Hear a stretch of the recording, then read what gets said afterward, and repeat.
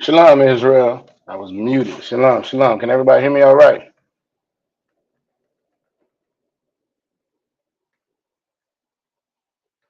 Make sure if I can get a one in the chat if everybody can hear me all right.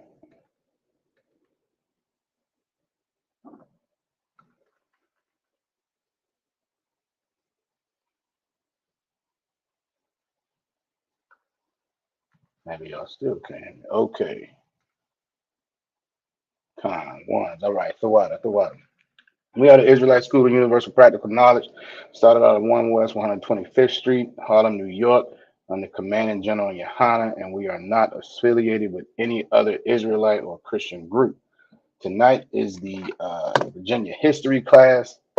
And as you can see by the title, we're actually going to do a second part to a class that we did a couple weeks ago, the Water to Officer Uriah Shamath last week for pinch hitting for the class for me. I was on my slavery. The water to him for that. But we are going to get into some of that tonight. Now, if we could recap, Salaki. To the brothers, Shalom, Yahweh Shem, Shabbat Thumb. To the sisters, Shalom, Salaki. Oh man, get it right. Shema Salaki. Yahweh Shema Alatham by Hashem Yahushua. I'm gonna get it right. All right. All right. Let's see. We're gonna do some quick shout outs real quick. All right, we got my rib in the building. Got Officer Yagadar in the building. We got Sister Tawana in the building. Shalom, sis. All right, we got Miss Coco in the building. All right, all right. Shalom, shalom, shalom. All right. So to recap a little bit, we went over the last class we had like this. We went over um, how the transgressions or the sins of one person can affect the entire nation. Um, who maybe that was in that class can tell me what the topic, who it was that sinned um, in that last class? Who are we talking about that committed that sin? Who can tell me who that was? Who remembers? Let's see.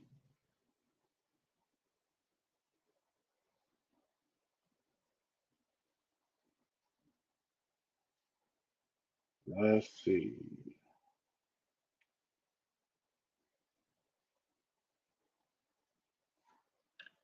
Want to give it a shot?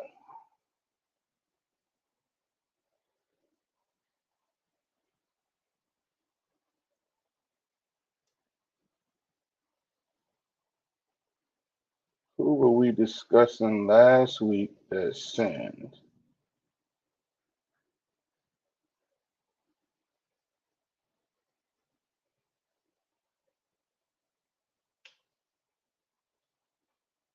Super Kazaki in the building. How about you? Shabbat bro. All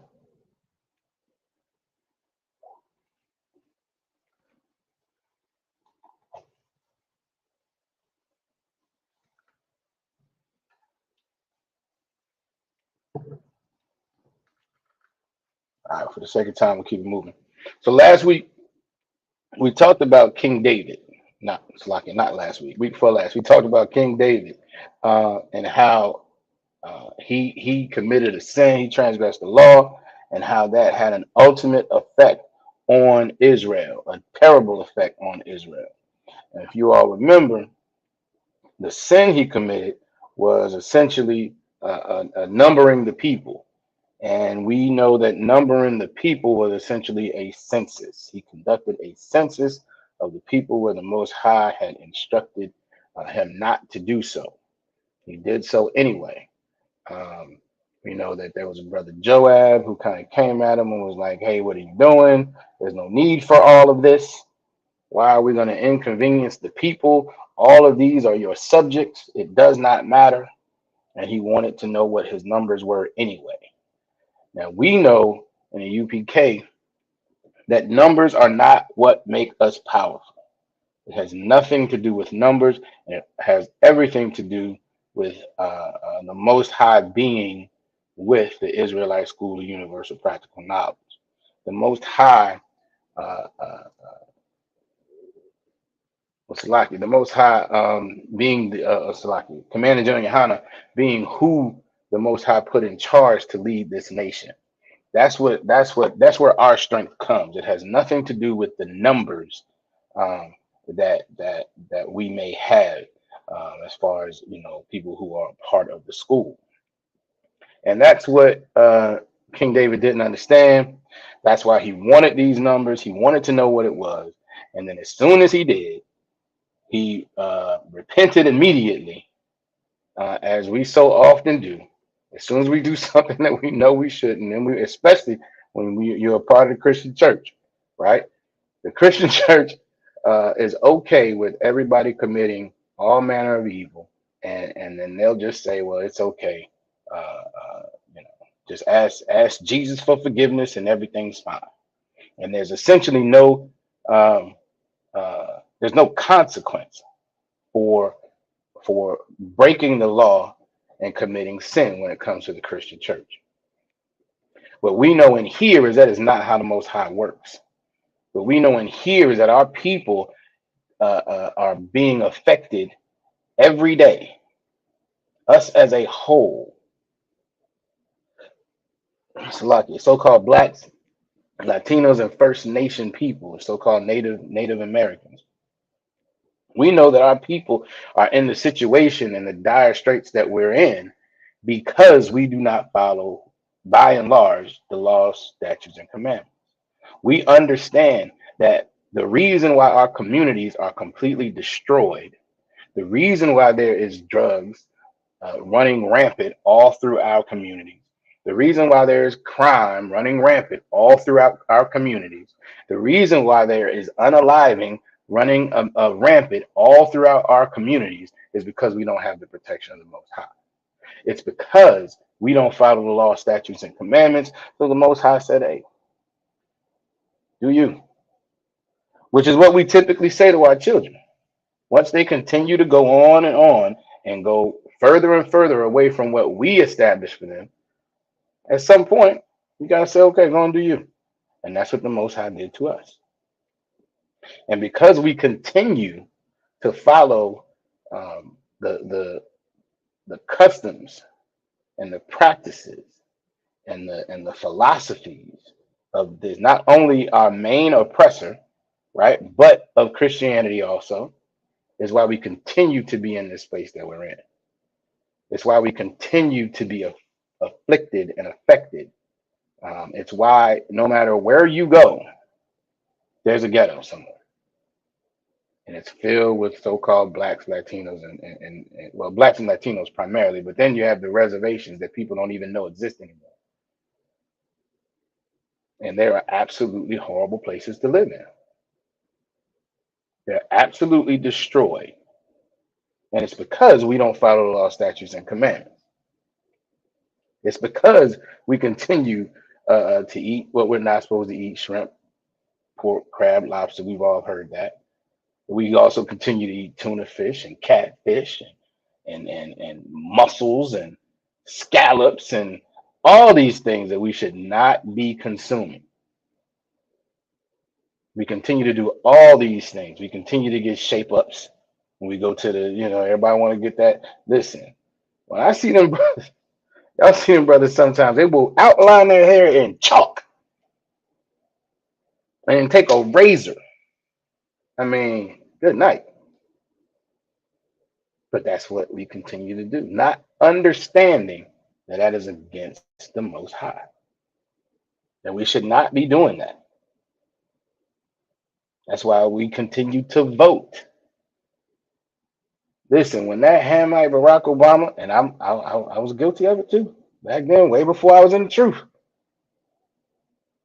He ran. He was kind of articulate. He had a brown face. I was like, "Hey, mother, this is gonna be awesome." And we all went out there. I mean, in droves, and voted for this individual who has no tie to our history. The only tie he can vaguely make to say he has to our history is Michelle. Because Michelle is Judite. He is a Hamite. He has no tie to anybody in his family being any kind of descendant of a slave, anybody in his history really being subject to this wicked oppressor the way our people have. He has no tie to that.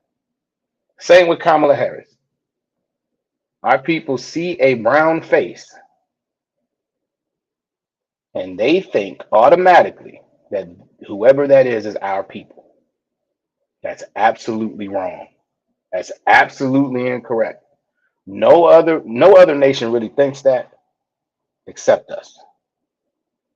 And again, that's a function of our destruction. It's a function of the transatlantic slave trade and our culture, our true culture, which is in the Bible, being snatched away from us.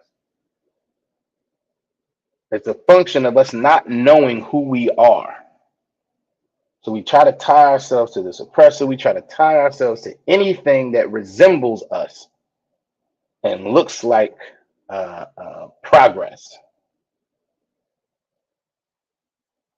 So while Kamala Harris is, I think it's her grandfather, was an Edomite slave owner, and her mother was East Indian. While that's absolutely the case, so many of our people see a brown faced woman, she must be part of us. No. And we're absolutely destroyed because of this. We're destroyed because we don't know who we are. And that's why, as much as we teach these classes, as much as we go out on the street, listen, anybody who's in this class, make sure, Tabernatazak Nashad and Officer Rashma says often that we have to always be in the mind of fishing. Now, obviously, sisters, you all just need to completely refer anybody to the school, but brothers too. But get the information out, share the classes, give them the phone number, something, right? Because we got to wake our people up. We got to wake our people up. Everybody wants to. I'm sure everybody is waiting for Christ to come back. Anybody who's waiting for Christ to come back, give me a con. One con something. Who is waiting for Christ to come back? And if you're not, give me a lot. If you're not waiting for Christ to come back.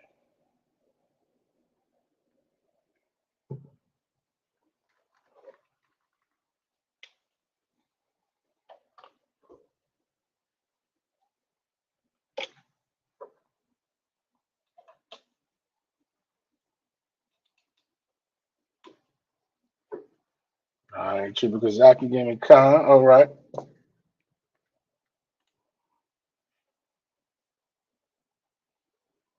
Okay.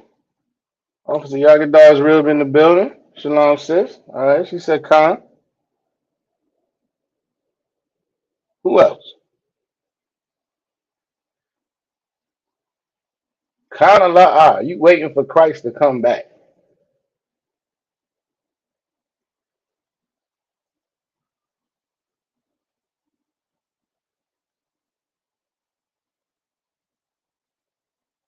Matter of fact, Chibukazaki and Rebel Officer Yagadar. Give me a little bit more. What y'all waiting on exactly? What are y'all looking forward to? All right, Miss Coco said, Con. All right, same with you, sis. What are you looking forward to? What are y'all looking forward to when Christ comes back?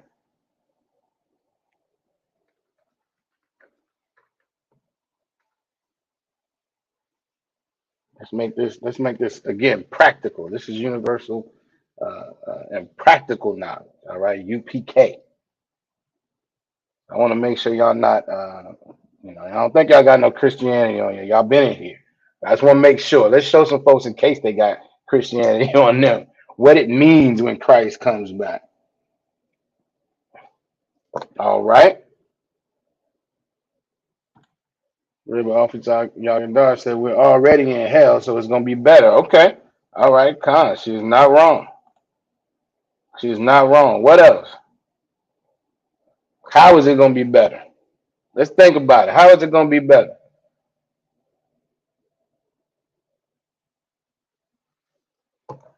All right. Trooper Kazaki said Israelites taking hold of our kingdom with Christ as our king. Okay, absolutely. What does that mean, though? Give me a little bit more.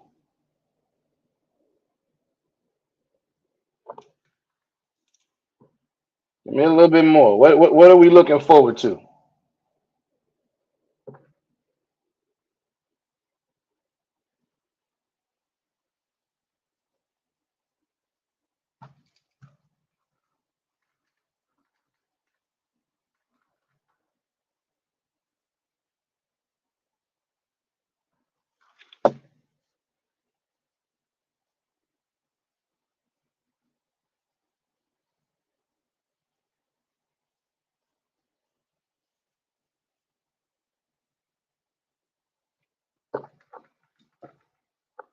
Come on. Who else want to give it a shot? Give me some practical stuff. Like right now, who's in heaven right now? The sister said we're already in hell, so it's gonna be better. Who is in heaven right now?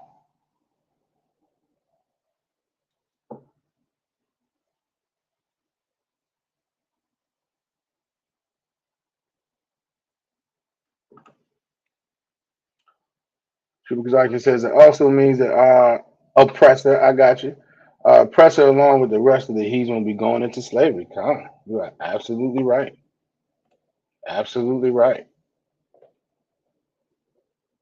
Who is in heaven right now though?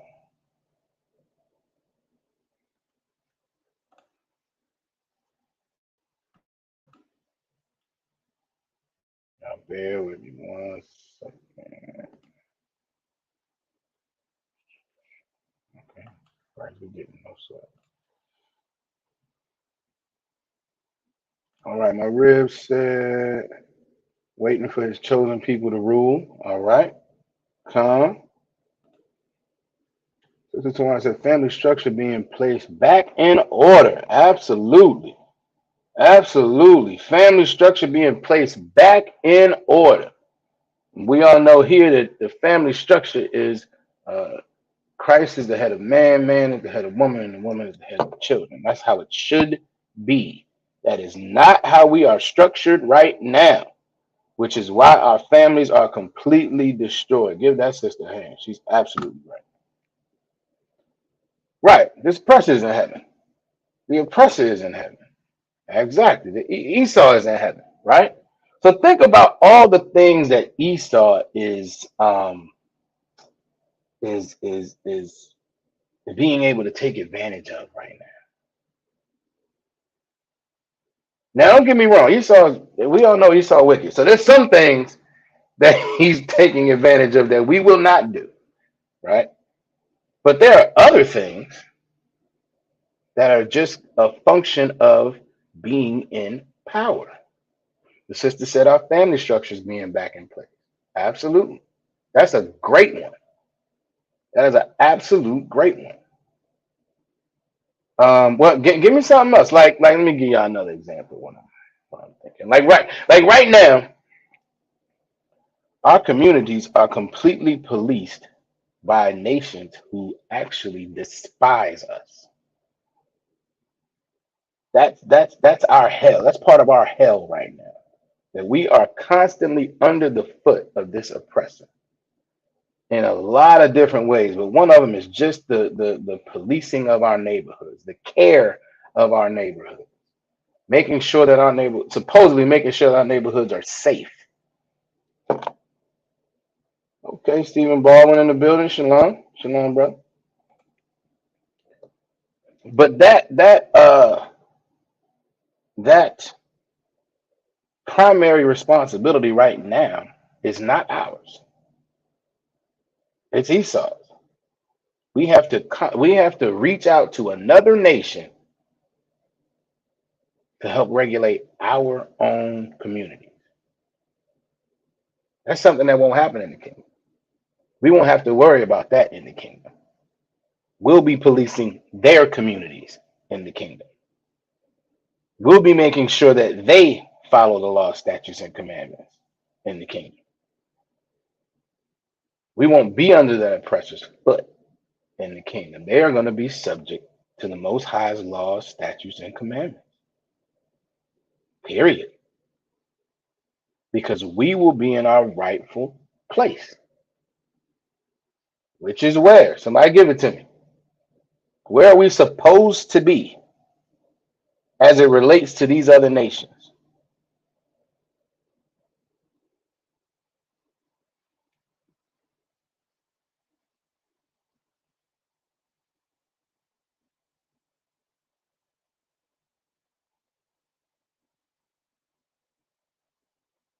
Where are we supposed to be as it relates to these other nations?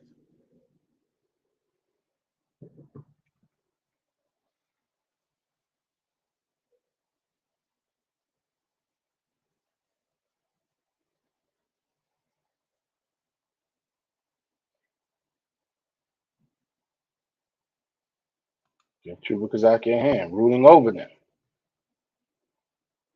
Now, can you give me the precept, brother?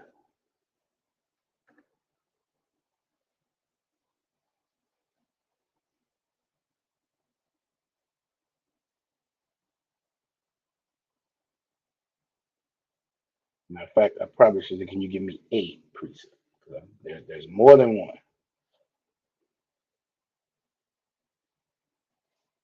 I believe. Count,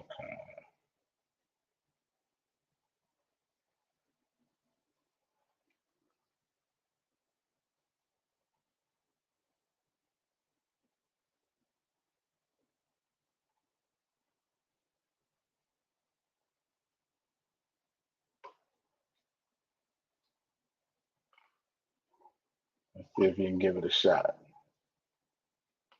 Because you are absolutely right. We are supposed to be ruling over these other nations. That is our proper position on this earth. That is our proper position. We are not in it. We are not in our proper position again because we fell away from the Most High's laws. But he is absolutely right. So what's the precept? And anybody else who want to give it a shot, feel free.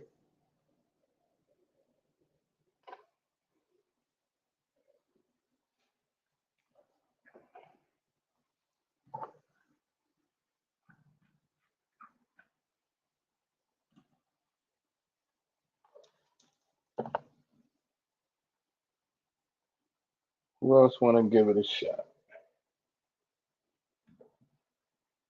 All right, let's see what the brother got.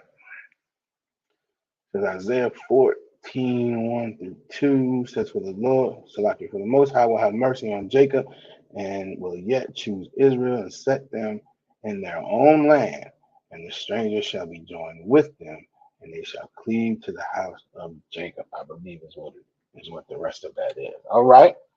Not a bad one. That's a good one. That's a good one. That's a good one. That's in Isaiah. Okay.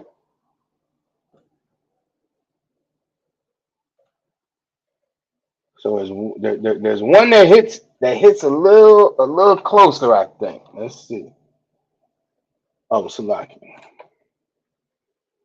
That's verse 1, Jacob, right? And verse 2, and the people shall take them and bring them into their place, and the house of Israel shall possess them in the land of the Most High for servants and handmaids, and they shall take them captives. Absolutely. Yes. That is a good precept. Now, that's not the one I was looking for. I'm gonna give you the one I was looking for, the one that I had my eye on, right? I'm gonna try to do some stuff. Y'all know with these screens, I ain't the best at this, so y'all bear with me. I'm trying to make this work the way I want it to work. Let me see. Uh, okay, and we're gonna.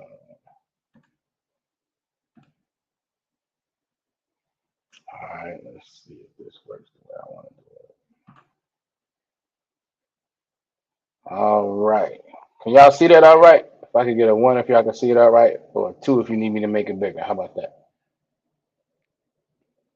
One, if y'all can see it, all right. If two, if you need me to make it bigger.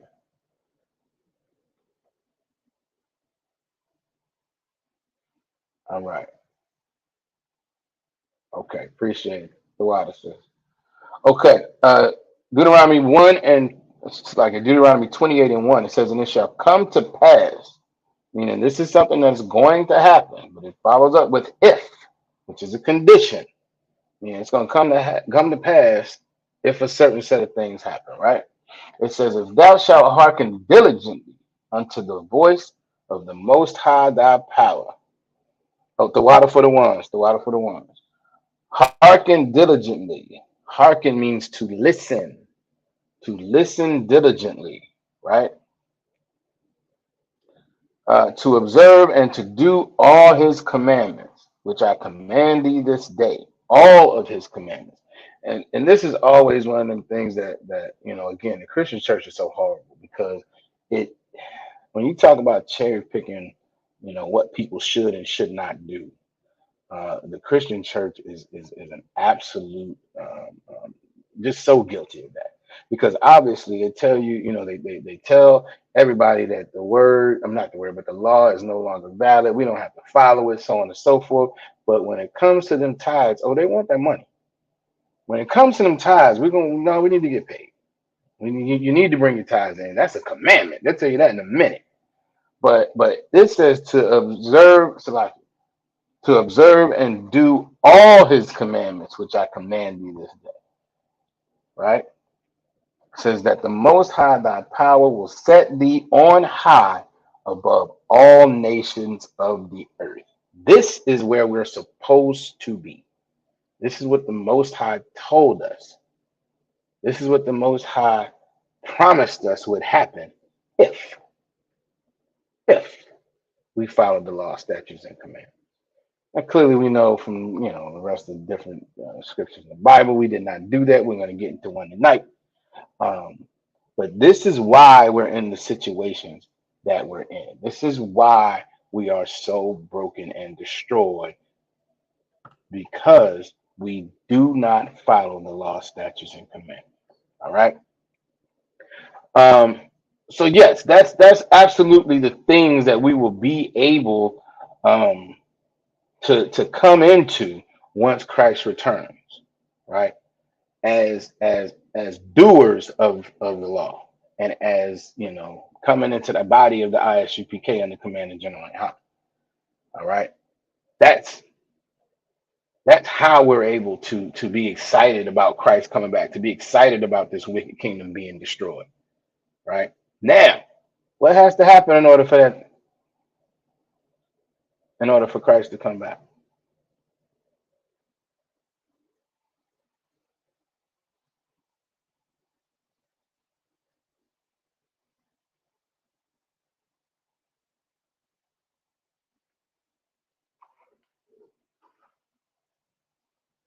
There's something that needs to happen in order for Christ to come back.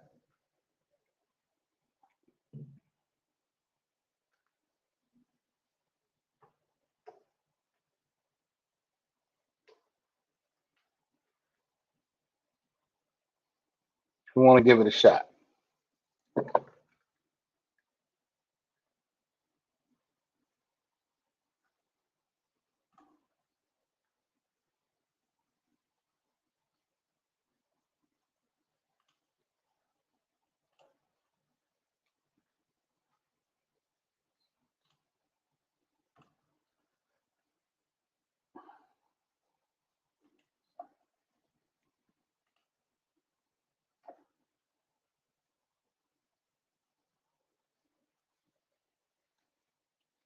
Who wants to give it a shot? What is something that needs to happen in order for Christ to come back?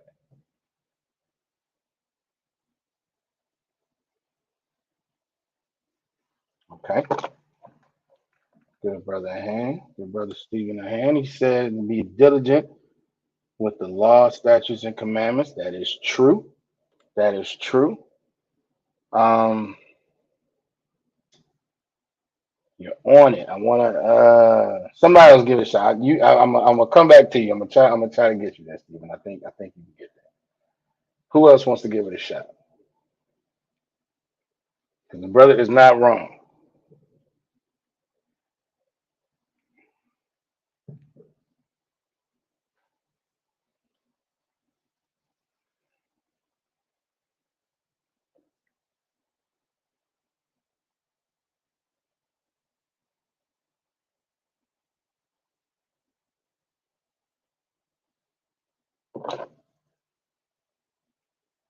All right.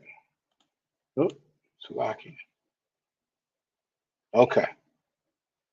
All right. In my red hand, she is absolutely right. She says more of us need to come into the truth and follow the law, statutes, and commandments. Absolutely. And for that to happen, she then followed up correctly. We have to wake our people up. All right. That is absolutely true. So that's going all the way back to what I was saying. Make sure you all are sharing these things. There we go. Tribukazaki says a third of Israel has to repent and start keeping the law, statutes, and commandments. Exactly.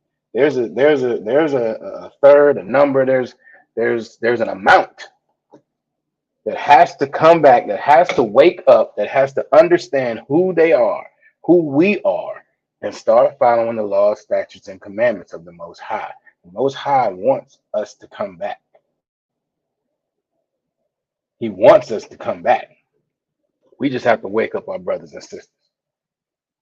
We have to keep pushing this truth as much as we can. Everybody in here, all right? Keep pushing this truth as much as we can. Every student, every sister, every trooper, every officer, and on up. We have to keep pushing this truth so we can wake up as many of our brothers and sisters as possible. And by doing that, that's how we're working to bring Christ back as soon as possible. So we can get out of this oppression, of this slavery that we're still in, of this captivity that we're still in. We got to wake our people up. All right. Okay. So with that, oh nope. So even where I was trying to get to, yeah, Salakia, lost my train of thought. We have to, more of us need to wake up to these law, statutes, and commandments, right? So it's so much more important. And that's part of the whole thing, and we're gonna get into it tonight. Following the law, statutes, and commandments, making sure you're following the dietary law, making sure you're following the laws as far as how you're supposed to deal with each other, making sure you're tithing, making sure you're doing all of these things, celebrating the high holy days, not celebrating these holidays that our oppressor does. All of these things are bigger than just you as the individual. It's bigger than just me as the individual. I need to follow the laws, not just for Officer Mataza Al Quran. I need to follow the laws for all of my brothers and sisters. I need to follow the laws for everybody that's in the school and those who haven't come in the school yet. I have to follow the law, statutes, and commandments for all of them, for all of us, so that Christ can come back as soon as possible and so that nobody else gets a punishment based on something that I did. Now we're gonna get into it tonight how that absolutely happened. All right, we talked about it a couple weeks ago, and we had King David broke the law. Something like I think what was it, 70,000 Israelites died as a result of it because he just did a census, and the Most High told him not to. And if y'all remember correctly, remember the Most High, Most High is absolutely a so-called black man, Hispanic man, all that. Native Indian, he is exactly who we are. If you remember correctly, when King David came to him and said he wanted to repent, who remembers what the Most High did? How the Most High responded? Who remembers how the Most High responded when King David came to him and said, "I messed up. I messed up. I want to repent."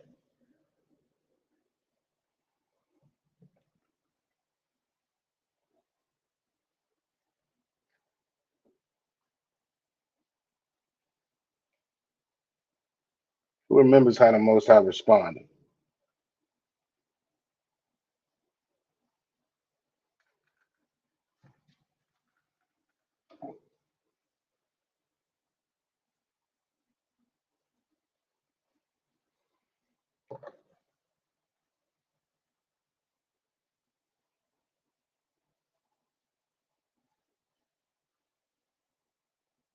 In my river hand, he gave him some tough options. Exactly. He did what any so-called, and when I'm saying black, I'm saying all the nations, what any so-called black parent would do. Oh, you messed up? Okay, no problem. All right, you got a choice. The choices were it was 3 years of famine, 3 months of being destroyed by other nations in war, or 3 days of pestilence and the angel of the Most High.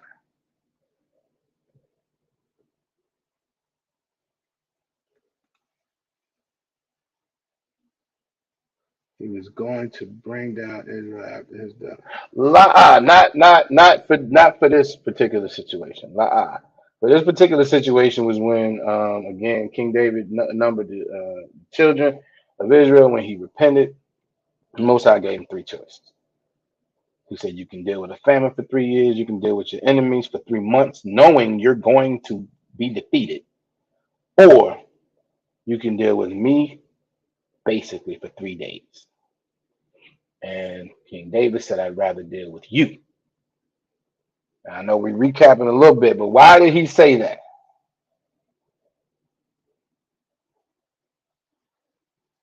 Whether you remember or not, give it a shot. Why did King David say, tell the Most High, I would rather deal with you?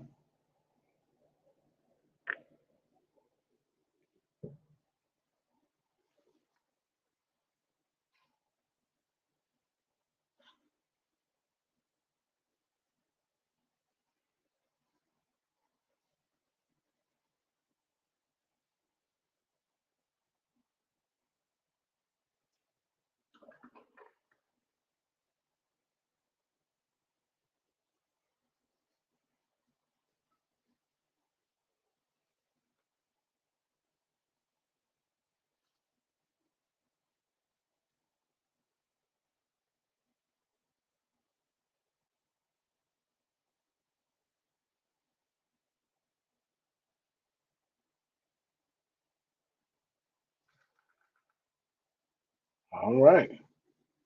Give Sister Rahaya a hand. Because the Most High is a merciful God. Absolutely. So go on and I'm gonna pull that real quick. Probably gonna be our last recap, and then we're gonna get into the scriptures for the night. Uh,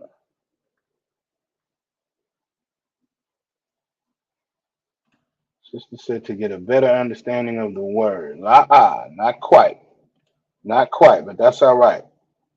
That's no sweat. Good effort getting out there and answering the question. Damn good job. Because we're gonna get it for you right now. We're gonna get it for you right now.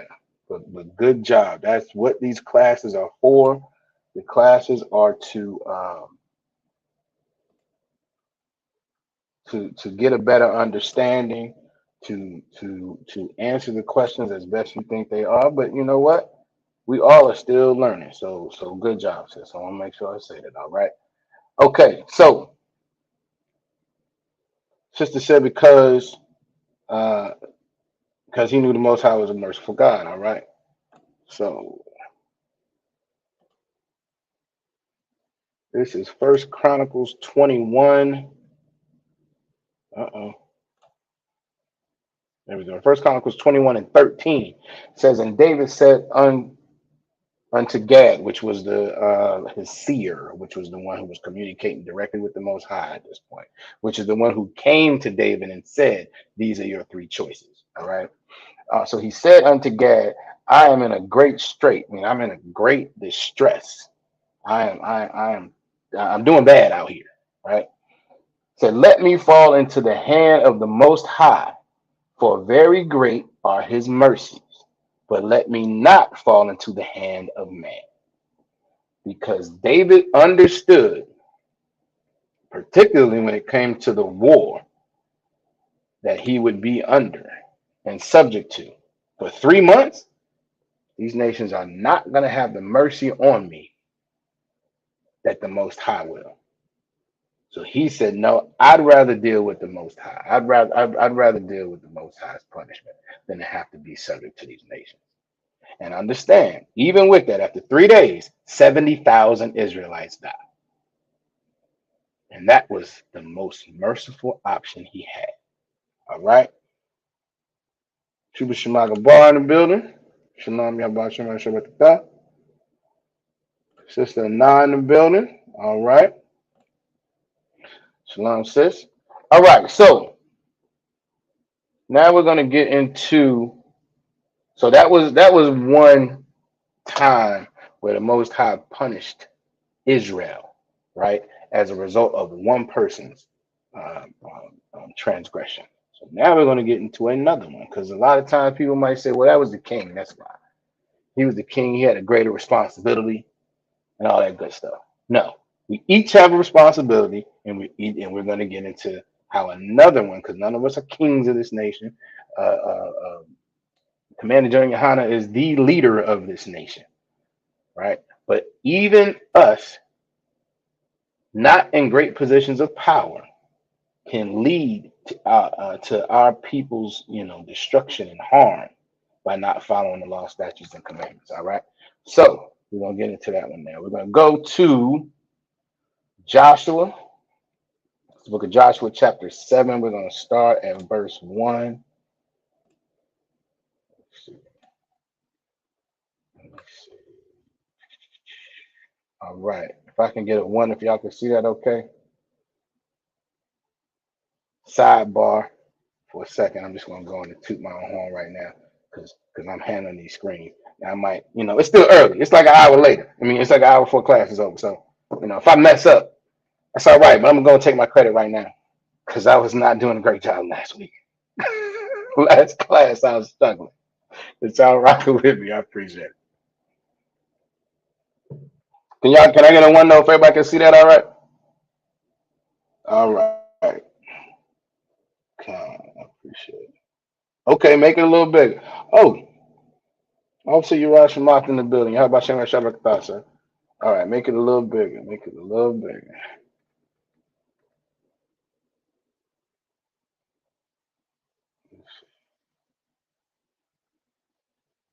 That's big for me.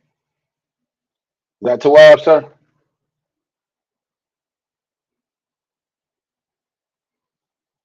I can go up probably about one more for it's gonna. I think it's gonna get maybe too large for the screen.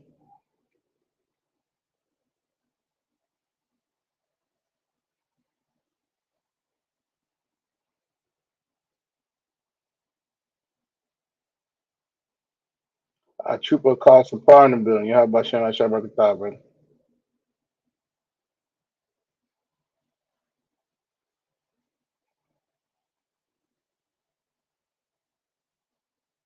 Okay, all right.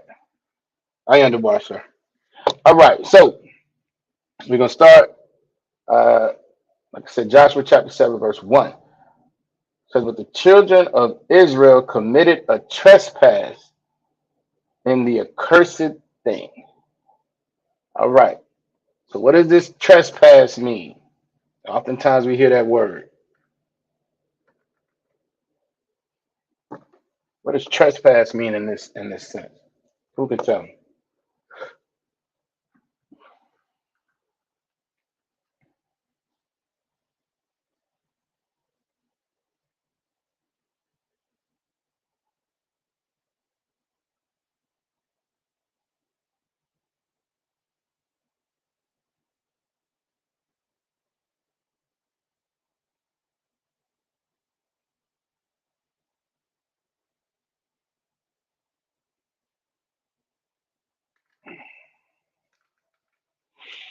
All right.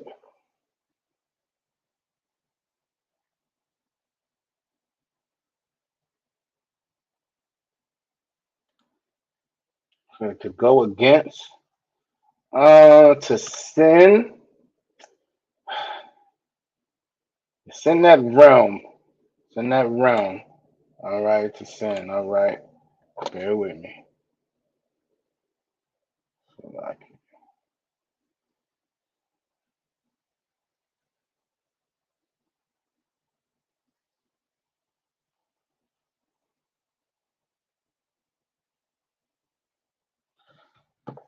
So it is to go against, right? It's to go against. We'll get into the sin piece of it later. All right, but you all are on the right track. Okay. It said in the accursed thing. Now, what's an accursed thing? Who can tell me that?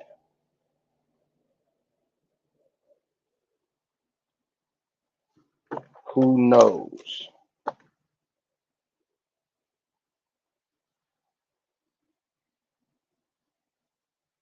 Went against the law. These are all on the right track. All on the right track. Um,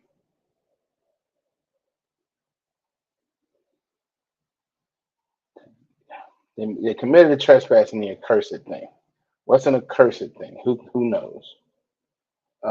Something unlawful. Um, not wrong. Not wrong. It is unlawful. I'm gonna take a couple answers and then if I have to give it to y'all, that's fine. But I want to make sure y'all get, y'all at least giving it a shot. It is unlawful, but that's not completely what it means.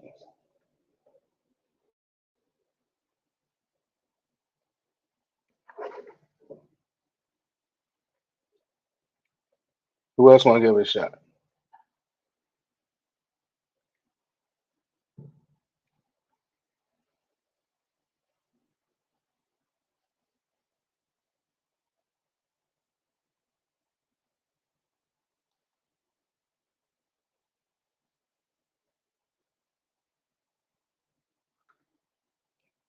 Unjustly. All right, not quite, not quite. We're gonna get into it now. Again, another sidebar, and this is I got my Officer Yaraj impersonation hat on about the Hebrew class, the Friday night Hebrew class. So right here, what we're looking at is the Blue Bible website, right? I'm gonna show y'all a couple things. Hopefully, I don't mess this up. But I got the Blue Bible, Blue Letter Bible, sorry, the Blue Letter Bible app on my phone, and again, in reference to learning the Hebrew and understanding what we're reading, right? I'm gonna try to show this to y'all. Let me see. Y'all, that is not gonna work. Nope. Okay. So what I'm trying to show y'all, um, man, I wish I could show y'all that. How I have the Blue Light app on my Bible on my phone, it shows me the King James version on the right side of my screen and the Hebrew language, the Assyrian, on the left side of my screen for every scripture. All right, so that's the if you can use that not only to just understand and read the scriptures, but then have a perspective on what it looks like in Hebrew, and then of course to go to the accursed thing. Let me make sure I'm doing this right. Let me see. I'll be Officer Yarash out here. All right. So this is the where is it? Trespass and the accursed thing, right?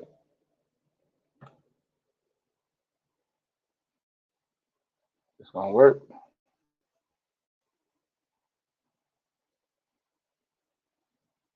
There we go. I think.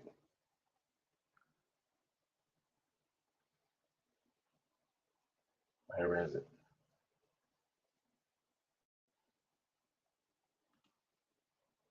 Um, Here it is. It's like a devoted thing, a thing devoted, a thing dedicated, right? Devotion. That's what you have to think about here. So what's another who can tell me another place where that term is used?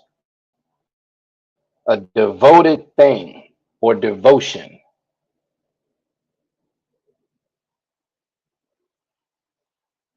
Who can tell me another place where that's used?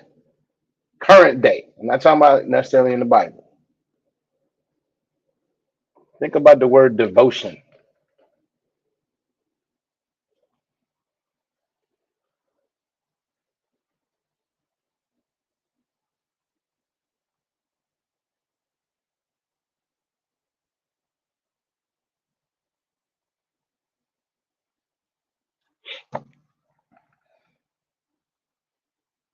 What's somewhere that you hear the word devotion used?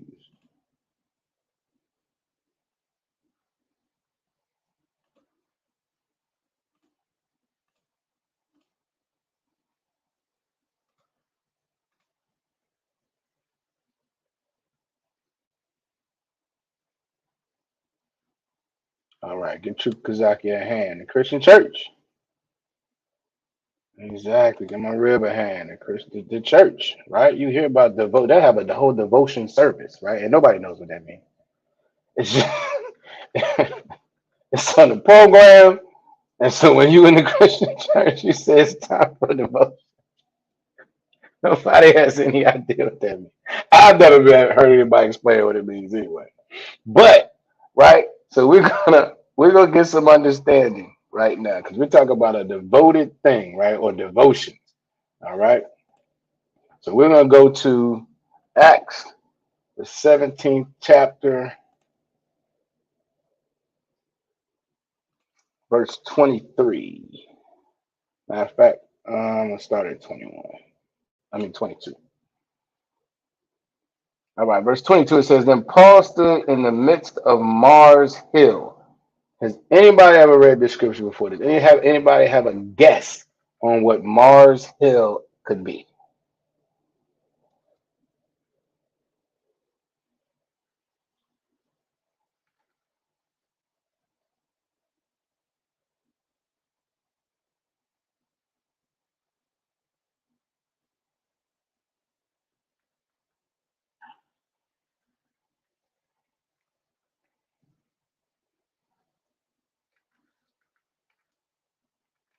Anybody have a guess? My ribs are a lot odd, so she does not. All right, anybody else?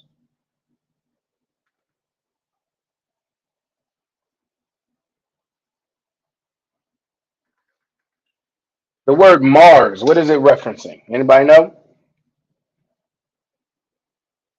says Mars Hill and said, "Ye men of Athens." Think about how that sounds. What is Mars?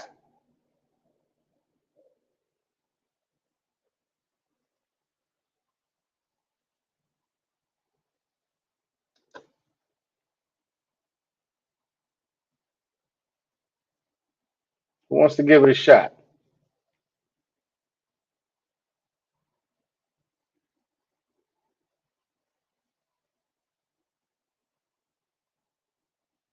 Who wants to give it a shot? I guarantee we'll walk down.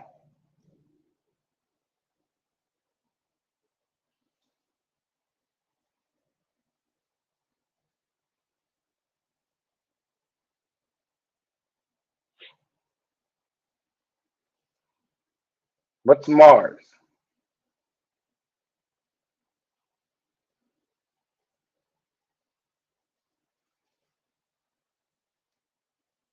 I'm waiting. Come on, somebody give it a shot. I know y'all. Everybody know at least one answer. I would imagine. I ask you what Mars is. Somebody gonna tell me. They gonna give an answer. Come on now. Everybody got at least one answer about what Mars is.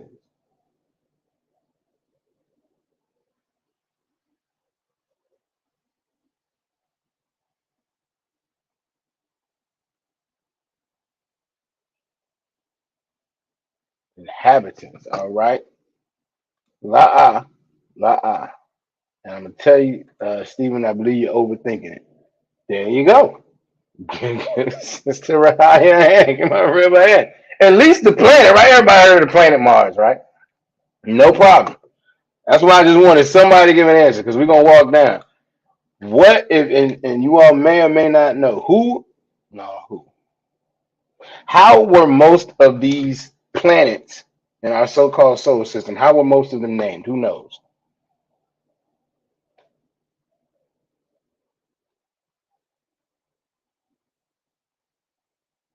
Because this, to be clear, this is not talking about the planet.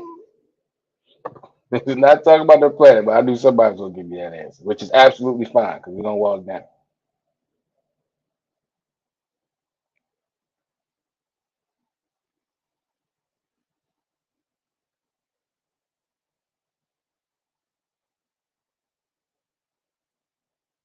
All right, I got one answer. Who else wanna give it a shot?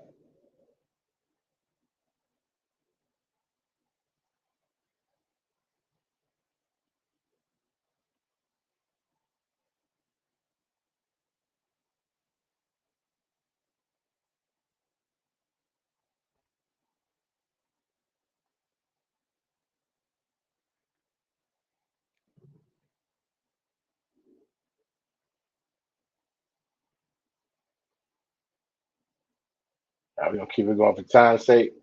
Get my red by hand.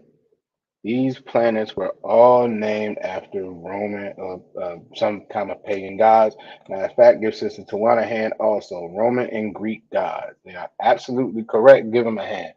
So when it says Mars Hill, that is talking about a Greek or Roman god. Mars is the same, even if you all had never heard of Mars, you may have heard of Apollo. Those are essentially the same god, different name. All right. So he was standing, so like it says, Paul stood in the midst of Mars Hill and said, Ye men of Athens, I perceive that in all things you are too superstitious. Superstitious meaning, let's look that up real quick.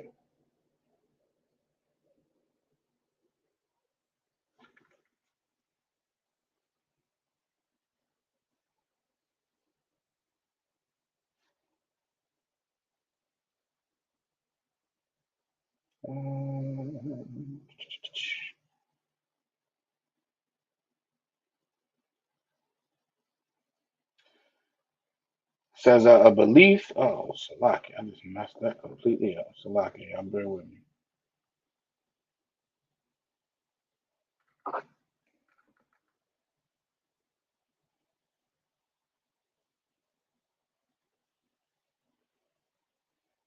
I'm gonna get it together in 1 second.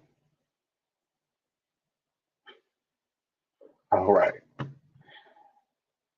Says a belief or practice resulting from ignorance, fear of the unknown, trust in magic or chance, or false conception of causation, an irrational object, attitude, or mind toward the supernatural, nature, or God resulting from superstition. So Paul said, y'all are too superstitious. Why did he say that? Verse 23 says, For I passed by and beheld your devotions, and I found an altar with this inscription, to the unknown God.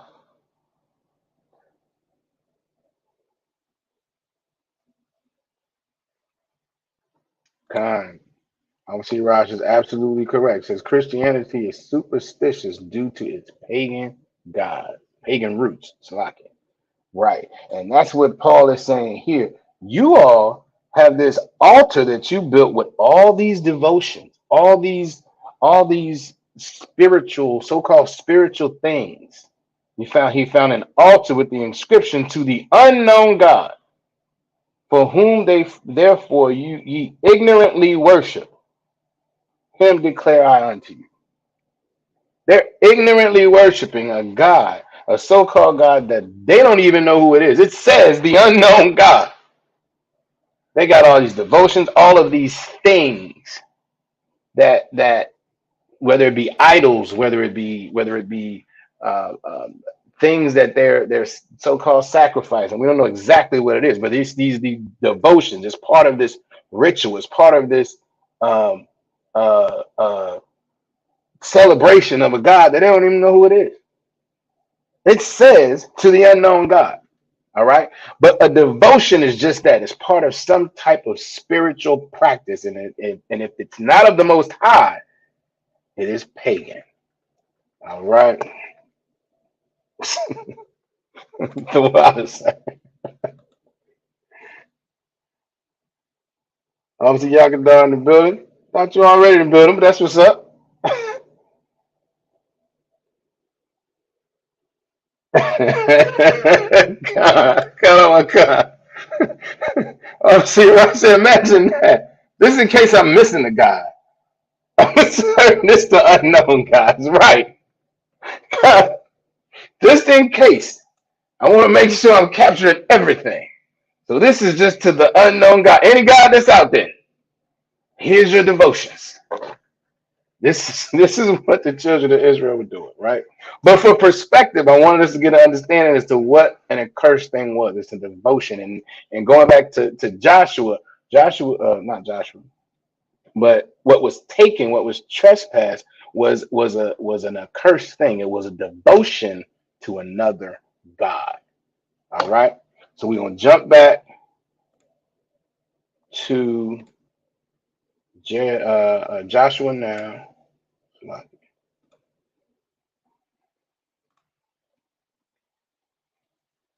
All right, the accursed thing. I'm gonna start back at the top. It says, "But the children of Israel committed a trespass, it's like in the accursed thing, and the devoted thing, right?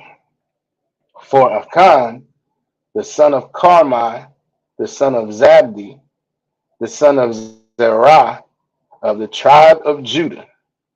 Sidebar. Now this is where I ain't gonna do that. Judah be messing up. We be messing up all the time. Here's another example of it.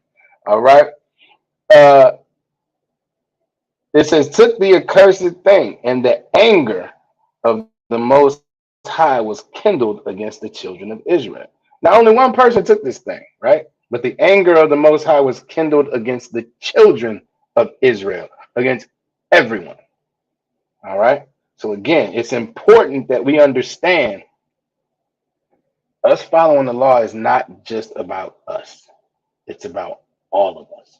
It's about our entire nation, even those who don't follow the law. We got to wake them up so they can understand that they need to come back to these laws, but we got to keep them until we got to keep them until the third of Israel wake up, until everybody wakes up and in Christ, not everybody, but the right amount wakes up and then Christ comes back. All right. Verse 2. Now we're going to get into the impact, right? So we know what happened. Achan took something, and now the Most High is angry with Israel. All right. Verse 2 says, "And Joshua sent men from Jericho to Ai, which is beside Bethaven, on the east side of Bethel, and spake unto them, saying, Go up and view the country. And the men went up and viewed Ai." Now, what is he sending them to do?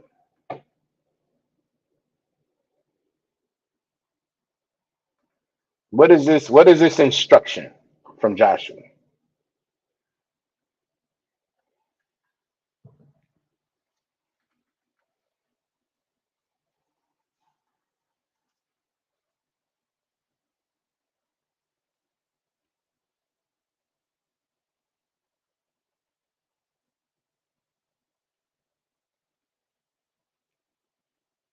Who can tell me?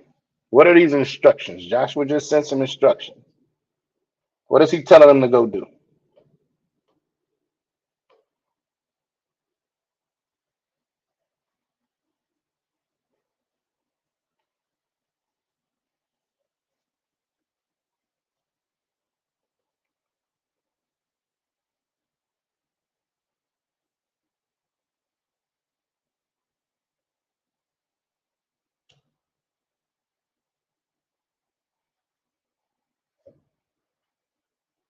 Who wants to give it a shot?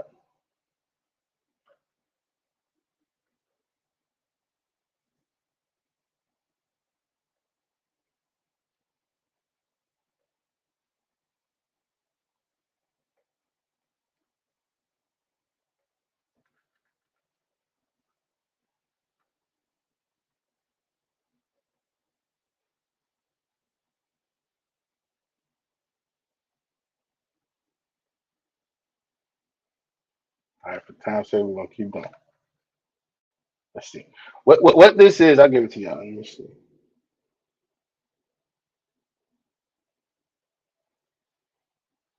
All right. Sister Coco said to go ahead and to see what the country, and then it stops. I'm not sure what the country what, sis. What the country what?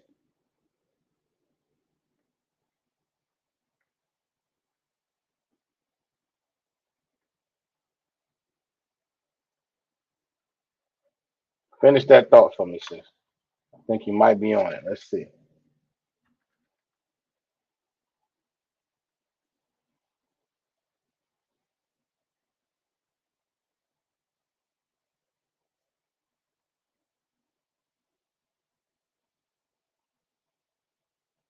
Okay. She said to see what the country had in store prior to arrival. All right. That is a good description. That's a good description. Give me it's not a bad description. It doesn't capture it quite like I'm looking for it though. So given Sister Koto's description, right? And you can answer also, sis, but given her description and thinking about or understanding that Israel was always a military order. There was always a military order in Israel, which is why we have one in the ISUPK today. And given what she just said, they were given orders to go ahead of them to see what was in store prior to their arrival. From a military perspective, what is that? Who can tell me?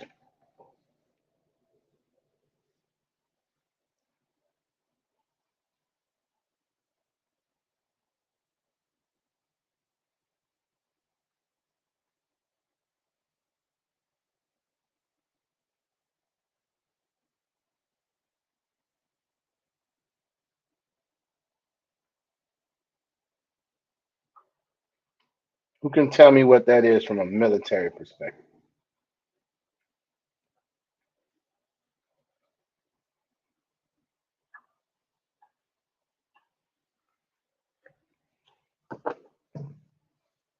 Sister said, viewing thy enemy. All right. Again, that's not wrong. It's not wrong. The word I was looking for, which everything you said is correct, sis. The word I was looking for was recon. They're going to get recon. They're doing reconnaissance. They're assessing, to her point, to the sister's point, they're assessing what their enemies look like. They want to go down there to see what the lay of the land is, to see if it's hilly, if it's flat, if it's whatever. They need to see what the what kind of defenses they have. But, all right, get a sister a hand. She said studying the enemy. Not necessarily sneak attack, but you're definitely right in your first statement. They were studying the enemy. They were trying to find out as much. They were gathering intel. That's another way to phrase it. They were gathering intel. So he said, go up and view the country. Go up and view the country. Like I said, the lay of the land, the weak points, maybe where it might be advantageous over here. Go get their defenses. Go see how many go see how large their armies, their military forces are. Go see as much as you can get. No sweat, sis. You did a damn good job. Get your stuff in. Get a sister in. You did a good job. Um, but yeah, that's what it was. It was gathering intel. Okay, because that's what Israel typically did. They would go gather intel and then come back. They did the same thing with the Canaanites when they came into Canaan. All right, so let's keep going. Verse 3, it says, and they returned to Joshua and said unto him, let not all the people go up, but let about 2 or 3 thousand men go up and smite Ai, and make not all the people to labor thither, for they are but few. What does that mean? Again, this is practical military terms. Who can break that down for me? Because I think it's pretty straightforward.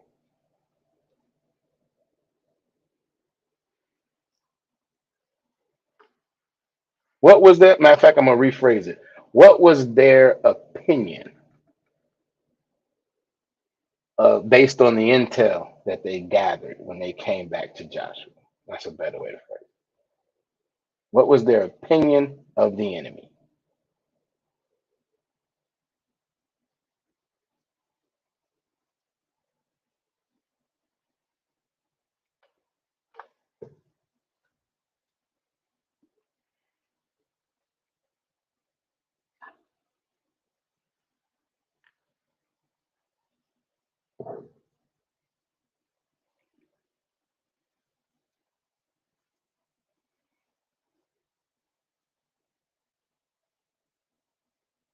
Okay.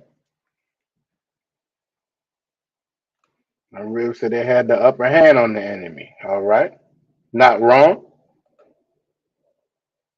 Why? Why did they view themselves as having the upper hand?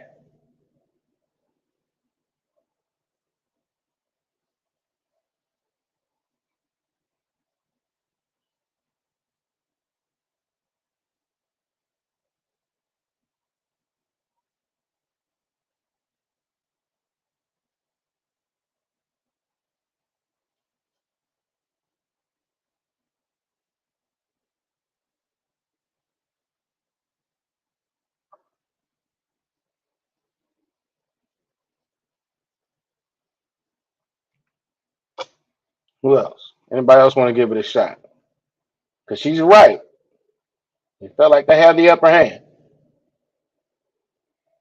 There you go. Give her a hand. It was more than them. The whole point was it's not even that many of them, right? It's not even that many of them. We don't need to send everybody that we have. Just 2 or 3,000. That should be enough to take them on out. That was the tone when they came back. They gathered the intel, came back to Joshua. Hey, look, man, this is not even nothing to really worry about. Send a couple 2, 3,000, brothers down there. They're gonna wipe them out because they ain't about nothing. They ain't got no numbers with them. They out there. This should be a cakewalk. Is essentially what they were saying. We don't even need that many people. Don't send everybody to labor there because they're not that many. And what did we talk about earlier? Numbers don't matter.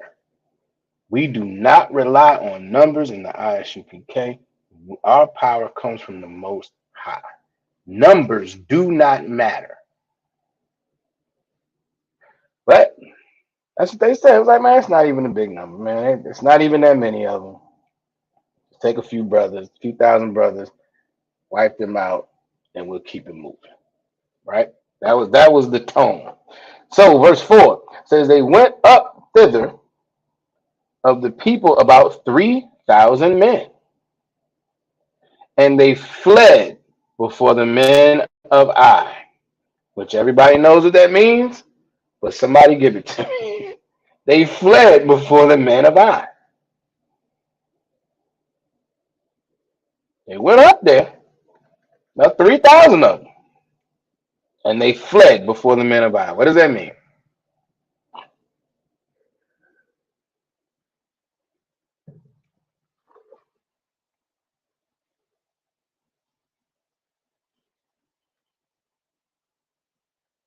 Lucky, I'm not sure what you mean, brother. I'm not sure what you mean by that, by God. What do you give me a little bit more so I can understand what you're saying? Lucky.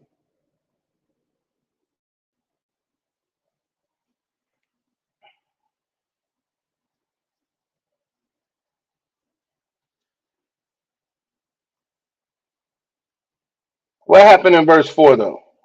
While the brother's getting it. Put it to me in layman's terms. Put it to me real plainly.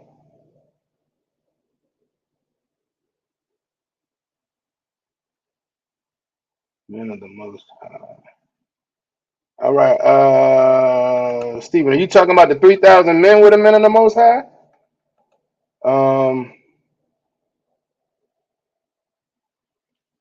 Officer Yagadar said they fled before Israel.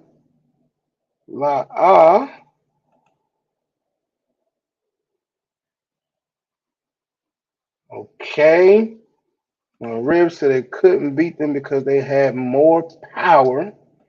All right. All right. So,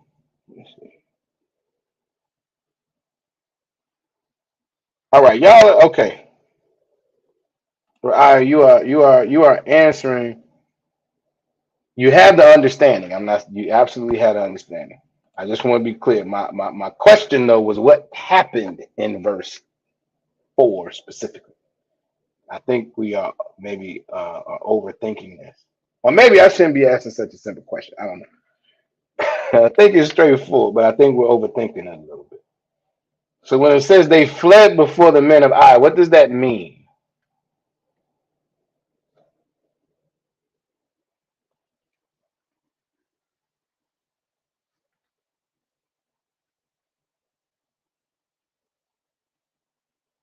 What does it mean to flee? Let me ask it that way.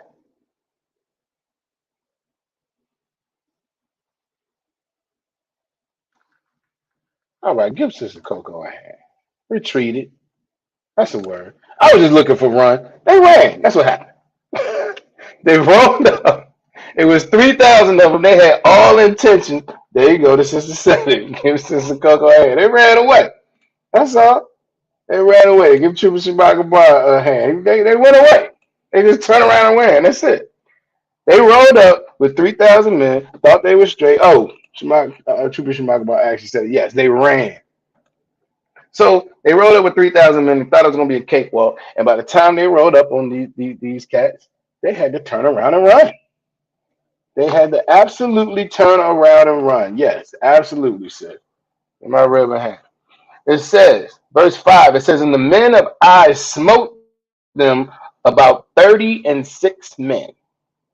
So 36 brothers died. All right, that's what that means. 36 brothers was unalive at this battle. Because for they chased them from before the gate even unto Shebarim, I believe is how you pronounce that, and smote them in the going down. Wherefore the hearts of the people melted and became as water. Now, what does that mean? The hearts of the people melted and became as water. The sister said it before. Well, y'all all kind of got it. Y'all kind of got it. They ran away. They were scared. They were scared. That heart that we should have as strong brothers was gone because they were absolutely beaten up. That's what happened. All right. Now again, numbers don't matter. We are not about numbers. We are about the Most High and following His law, statutes, and commandments. Y'all gonna hear me say that over and over again because I think this is a great example of it. Absolutely. Absolutely right. They were fearful. Absolutely. All right. So became as water. Verse 6 says, and Joshua rent his clothes. What does that mean? He rent his clothes. He ripped his clothes, right? And fell to the earth upon his face before the ark of the Most High until the eventide. Eventide is evening.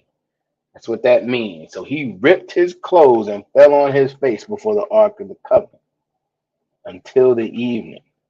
And the elders of Israel, he and the elders of Israel, and put dust on their heads. All right. So he's clearly not happy with this. Clearly. He sent the brothers out. Go do your recon, go gather the intel. They come back. We don't even need that many guys. We don't even need many brothers. 3,000. We'll knock this out and we'll come back. And when they came back, they were absolutely petrified, and 36 brothers had died.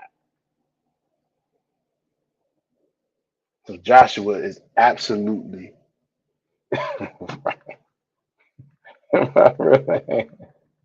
he was praying his tail off. Right. He ripped his clothes and put his face down before the ark of the covenant on the earth and prayed until the evening. All right.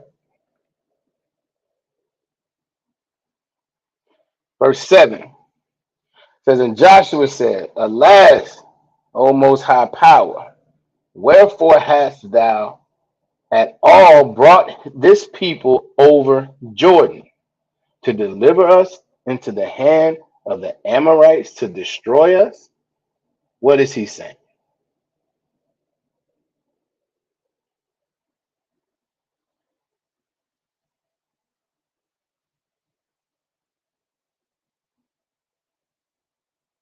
What is he saying? What question is he asking of the Most High?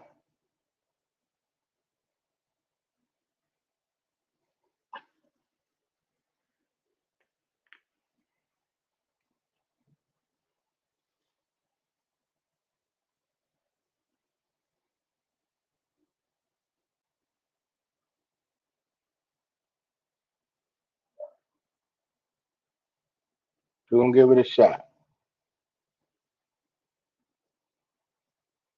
And Joshua said, alas,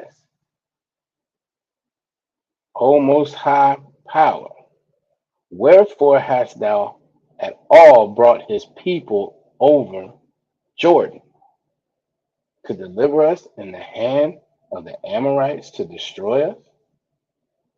What does that sound like he's saying?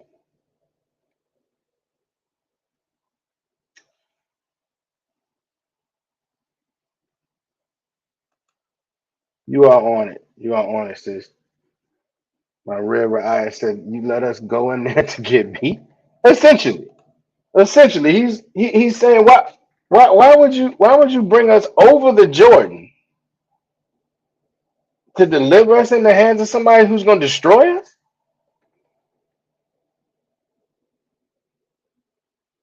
Oh, Sister Coco, give her a hand. We ain't even read that part yet, but I'm gonna hold y'all on your comments sis till I read the rest of this verse. You're absolutely right, though. He said, it goes on. It says, "Would to the power we had been content and dwelt on the other side Jordan." As Sister Coco said, what he said is, we were good where we were at. You brought us over here, as my rib said. You brought us over here so we can get beat up, so we can get destroyed. What is going on, right? So let's keep going. Verse 8, O Most High, what shall I say when Israel turneth their backs before their enemies? That's straightforward. What am I supposed to say? Because Israel is out here running scared.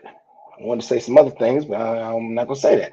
Israel out here beating feet, backs to the wind, running. What shall I say?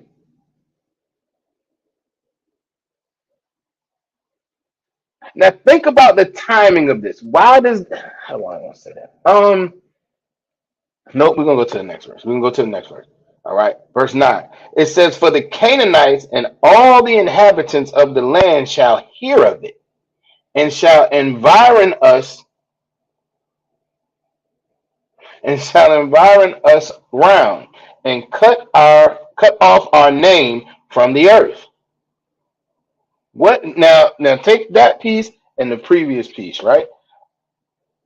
Oh Lord, what shall I say when Israel turneth their backs before their enemies? For the Canaanites and all the inhabitants of the land shall hear of it, and shall environ us around, and cut off our name from the earth. What is he saying?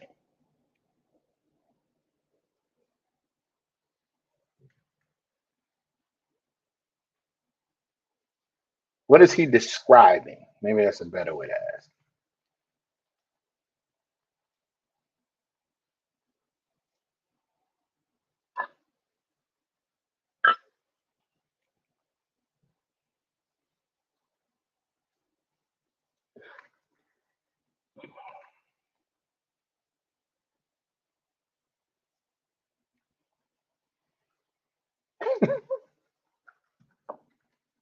Get my river hand. Damn right.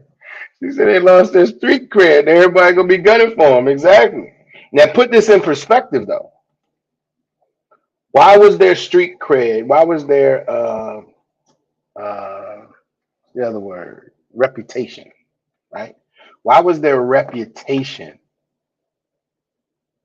um, something to be concerned about at this time? Because that's exactly what he's talking about. He's saying, what am I to do? What am I gonna do when other people, when other nations hear that Israel is running before their enemies? They're running from their enemies. These other nations are gonna hear of it, and they're gonna come and attack us and and it says, and cut off our name from the earth. They're gonna completely destroy us. Um, let's see. She said because they had large numbers, meaning the other nations. Um, yeah, but that's not where I'm going. Like I want you to think about the timing of this. All right, I want y'all to think about the timing of where we are in the Bible. Okay, because we are in the book of Joshua right now. Okay, the book right before that is Deuteronomy. All right, so think about what happened previous to this that made Israel's reputation important?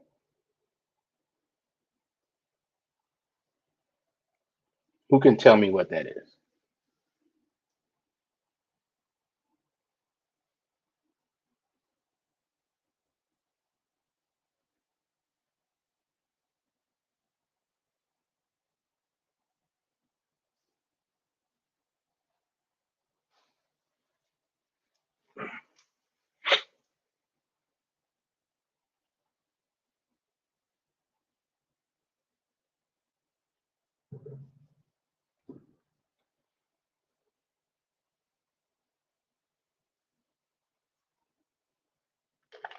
Who wants to give it a shot?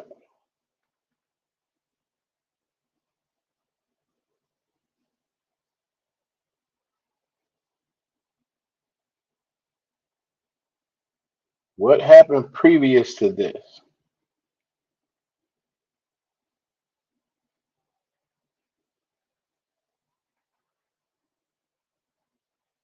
that made Israel's reputation so important?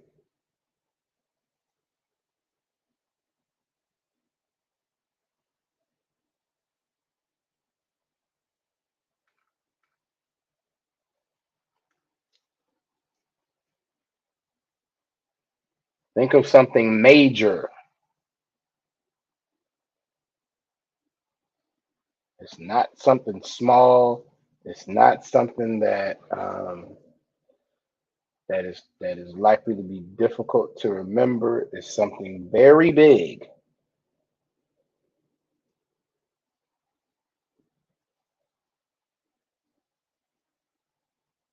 something very major that um, kind of made Israel's reputation what it was. All right, now somebody gotta give it to me. I can't give you no more hints.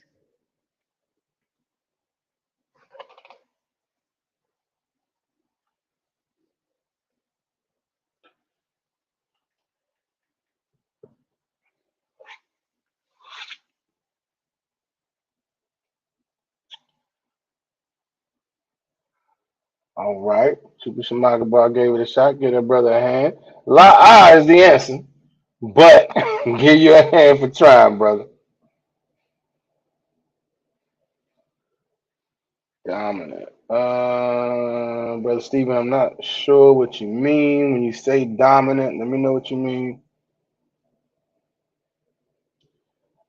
I'm not talking about previously in this chapter, right? That's a good question too. That's a great question, Trooper Shemai. So I'm not talking about what happened necessarily in this chapter. I'm not talking about what happened necessarily in this book. Okay. What I'm trying to paint the picture for you is, or for everyone in class, is they had a reputation, which is why um, Joshua says, what am I supposed to do when these other nations hear that we're running from our enemies? They're going to come after us, is essentially what he's saying. So the question is, what had happened in the Bible before this that made Israel's reputation so important? All right, let me see.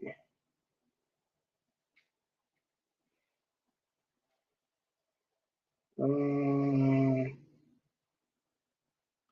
let's see. Sister Coco says being overtaken by the enemy. La I think she's saying a strong army. I think that's what you're trying to say, sis. Um, all right, for the sake of time, I'm gonna give it to y'all. All right. And remember, I was saying it's something very large. It was a major thing that happened in the Bible. Give me one more answer, because I think somebody thinking of it. I don't know. I just hope somebody's thinking of it. Somebody give me one more answer. Is just give me one more answer. I hope somebody gonna get it. It's a major thing that happened before this that gave Israel its reputation.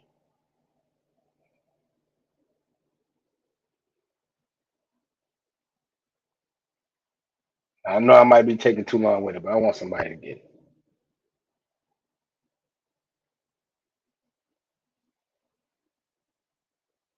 All right, I might just have to give it.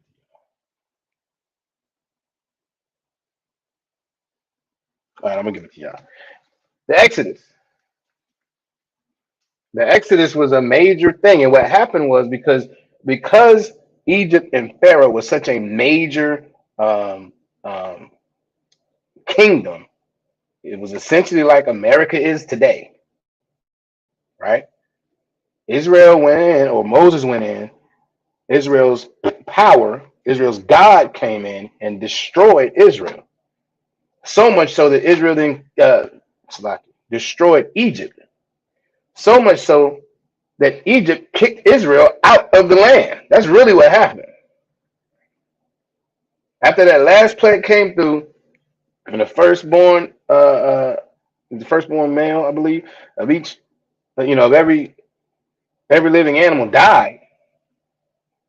Pharaoh said, "Get out of my land." That's essentially what he told Israel.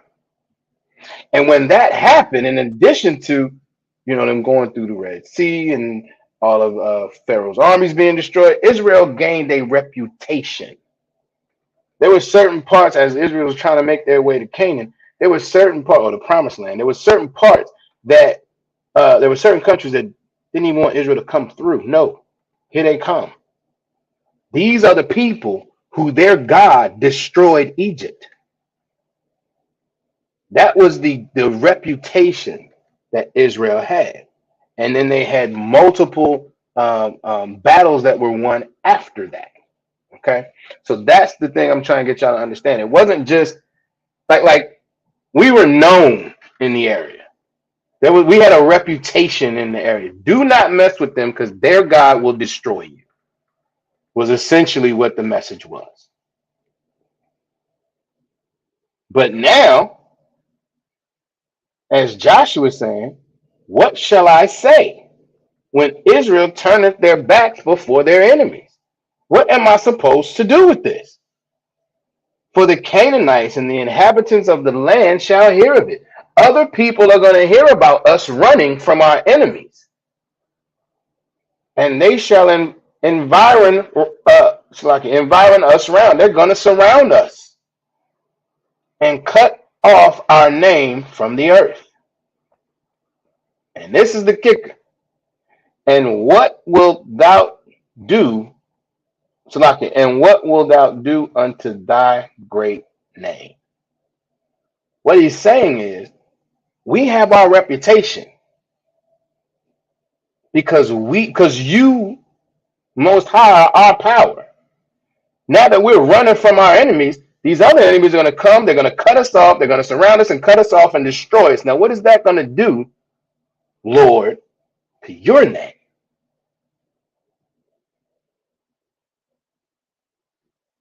Because he is our power, right? Verse 10.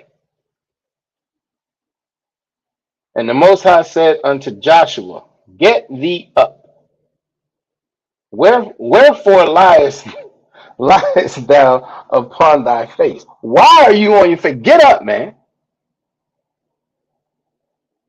It's the Most High talking to Joshua. Get up. What are you doing? Stop lying on your face. Get up. Verse 11. Israel has sinned. Right. Said, man up. Exactly. Israel has sinned, and they have also transgressed my covenant, which I commanded them. For they have taken of the accursed thing, and have also stolen and dissembled also, and they have put it even among their own stuff. Now, again, we know what sin is, but we're going to pull it real quick. Salakia.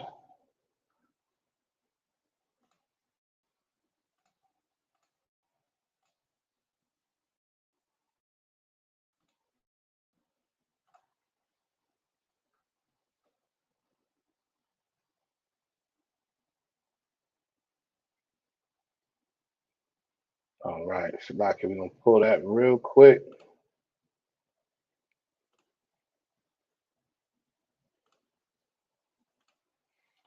This is 1 John chapter 3, verse 4. Whosoever committeth sin transgresseth also the law, for sin is the transgression of the law. We know that. So he's telling them, look, Israel has sinned. Let me put this back up.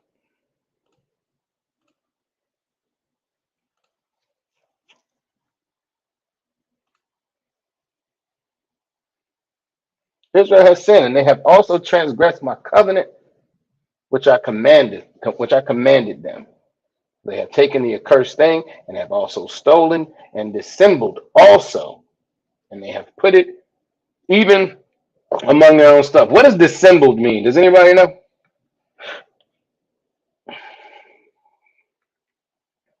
Let me see who knows what dissembled means.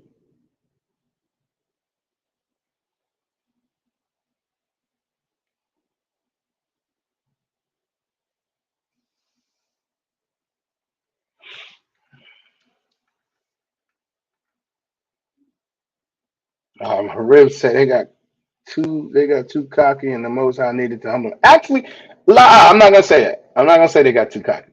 What they didn't know was that someone among them had broken the law. So it's not that they were necessarily cocky. They were doing what they were supposed to do. They just didn't know the Most High wasn't with them because they didn't know that somebody had transgressed the law. So I'm not gonna put cocky on them. Oh no, they were ignorant to what the situation was. Absolutely. So to break up. So this is a good word, right? To dissemble means to hide under a false appearance or to put on the appearance of. So to dissemble, it says for they have taken of the accursed thing and have also stolen and dissembled also, and they have put it even among their own stuff. Meaning, listen, y'all might remember. I know I remember. You know, you might be a kid. You might have come into something that you maybe shouldn't have somehow. You might bring it home, and I don't know. You might put it in your drawer. You might put it somewhere where I've been had that. That's kind of the approach. If somebody sees it, I'd have had that for a while. That's kind of what dissembling is. You're kind of trying to pass it off like it's supposed to be there, but it's really not. You know what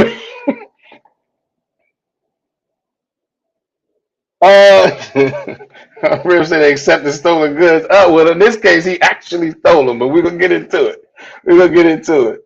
Sister Coco laughing. I'm right. But we all know what that is. Or at least I do. Everybody else is probably on me. But yeah, you might, I ain't got no business with this, but if I put it among some stuff that I already have that I'm supposed to have, then maybe, maybe it'll be okay. Ain't nobody gonna notice. That was the idea, right? All right, so let's keep going. Because he even said in the last part of the verse says, and they put it even among their own stuff. That's what you do. Let me sprinkle this in here and hope don't nobody notice. All right. But again, this book is for so-called blacks, Latinos, and Native Indians. This is the type of stuff that we do. All right. And some of us even do it when we're older. Listen, I'm gonna sidebar real quick because we running short on time. But if any of y'all know, like married couples, oftentimes this is what married couples do because they be, battling about who's supposed to spend what money, especially if they're in the world. What they do is, she might buy something and put it in the closet. He might buy some shoes and put it underneath some other shoes that he already had. So by the time she asks, where these shoes come from? Girl, I had them shoes a year ago. This is the same type of spirit. Now that's not stolen, but again, you're putting it among your other stuff to make it look like it's it's just supposed to be there. It's no big deal. Don't worry about it. Right, right. So you put them shoes in the trunk for a month. Right. I know brothers right now in the world. They might have shoes in the trunk for a month before they can take them in the house, and even then, they're gonna put them somewhere before she notices. They ain't gonna break them out for like 6 months. And then when she asks, like, I've been had these. It's the same type of spirit. All right. Let's keep going. Verse 12. It says, therefore the children of Israel could not stand before their enemies. Therefore, the children of Israel could not stand before their enemies. Why? Because Going back up a verse, Israel hath sinned, and they have also transgressed my covenant, which I commanded them. And because of that, fast forward, the children of Israel could not stand before their enemies, but turned their back before their enemies because they were accursed. They were accursed. Now, in this accursed, it means to actually kind of be cursed and the Lord not be with you. All right. It says, neither will I be with you any more, except ye destroy the accursed thing from among you. Now, again, last time we went over this type of topic, there was a particular word that we talked about how the Most High is representative of that word, and how we always don't necessarily like it, what the Most High might do in response. But the Most High is absolutely a just God. What he's saying is, look, y'all got something among you that you shouldn't have. And until y'all rectify that, I'm not going to be with you. I will not be with you. You will be accursed until you fix this situation. That is justice. That is absolute justice. I'm giving you it. I'm letting you know this is the problem and this is what you need to do to fix it. Let's keep going. Verse 13, it says, up, meaning get up, sanctify the people, and say, sanctify yourselves against tomorrow. Sanctify in this case just means separate. Separate yourselves against tomorrow. Let's go on. It says, for thus saith the Lord, the Most High power of Israel. There is an accursed thing in the midst of thee. Now we're making an announcement. Everybody needs to be aware. There is a problem in Israel. O Israel, thou canst not stand before thine enemies until ye take away the accursed thing from among you. This is the announcement. Get everybody to get up, first of all. Tell everybody in Israel to sanctify yourselves, separate yourselves. And we'll get into what that means in a second. But separate yourselves because there is a problem in Israel. And we're not going to be able to deal with our enemies until we rectify it, until we address it, until we do away with it. Verse 14. In the morning, therefore, ye shall be brought according to your tribes. And it shall be that the tribe which the Lord, so like the tribe which the Most High taketh, shall come according to the families thereof. And the family which the Most High taketh shall come by a household. And the household which the Most High taketh shall come man by man. Somebody give me an understanding. It's just one word. What is Joshua being told to do?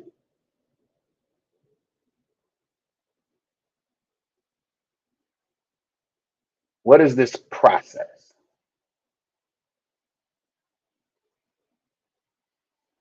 Now think about what this is. This is something's wrong in Israel. The Most High says somebody has broken the law. Somebody has transgressed the law. They've taken something and they've hidden it among their own stuff. So you need to gather all these. You need to call all the tribes. You call everybody and sanctify themselves according to their tribes. And we're going to then go tribe by tribe, family by family, household by household, man by man. Your sister or Aya hand. It's an investigation. It's an investigation. This is what Joshua was told to do. Investigate this and find out what the situation is. What does an investigation entail? What do you do in an investigation? Real quick, what do you do?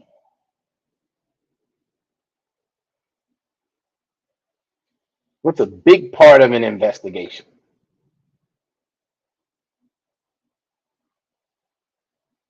gather people together and you do what?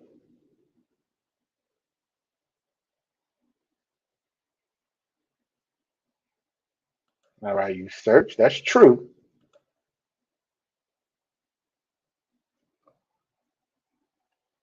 But when you gather people together, as this process is describing, okay? So the Coco said you talk to them. That's true. That's true. Brother said you study and learn. That's true. I mean, you can study clues and things of that nature. You can learn from the information.